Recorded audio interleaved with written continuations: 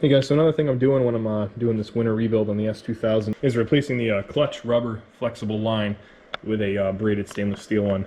This one happens to be from Deft Motion. It's one of their own products. It's like $35 or $30 on their website. AP1 and AP2 is different, so make sure you get the right one. This is for an AP1, as you can see. It's blue, wish it was red. Red's faster, of course, but I'll have to settle. But anyways, pretty simple product. Comes with a new bolt and two new banjo washers there. So just basically pull your OEM slave off the car, all the way up to where the fitting is on the frame.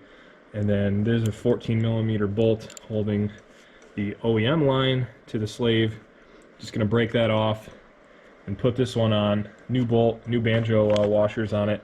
And it's got really good installation instructions here. I believe the torque specs are on there, so pull this out and we'll go through those and slap it in the car. I'll show you guys. Alright, so stated in their instructions, it says to torque the banjo bolts between 12 and 14 foot-pounds, which is the same as the StopTech brake line kit that I have on my car.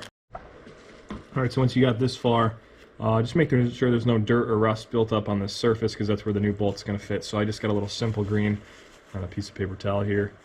I'm going to just wipe the edge clean. Maybe even get your bare finger in there and just make sure it's a good surface to mate to for the new washer. Alright, so I got the new washer lined up on here, and you can see the Deft Motion one doesn't have the tab to keep it locked, which I don't love the idea of, but I'm going to try to mount this at the same angle as the OEM line. Alright, so the clutch line is installed. I'm just going to show you quick here how it is and how it sits in here. So you got it mating to the OEM hardline here.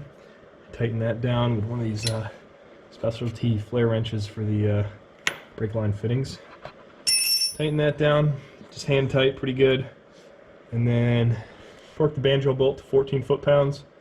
And then there's an extra hex to tighten, because you can remove this line without even removing the banjo bolt, which is kind of nice.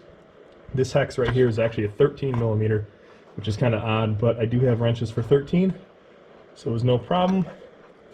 Tighten that down, good hand tight snug, and that's how it's going to sit in there. I don't know if it's hanging too low, but I think it's kind of in the same orientation as the OEM one was. So overall, I'll report back later this year of how well it holds up and how it feels. But after this quick install, a couple minutes here, I don't have anything bad to say about it. It looks good, and it's definitely going to replace a 20-year-old almost part on this car, so a little extra assurance will be nice. And of course this will flex less and expand less than a rubber line, so you're going to get a little bit better pedal feel. I do have the Stage 1 ACT pressure plate in there now, the heavy-duty pressure plate, so it's going to have a little more force and would expand the OEM line a little more than this, so this is probably going to make that setup feel awesome.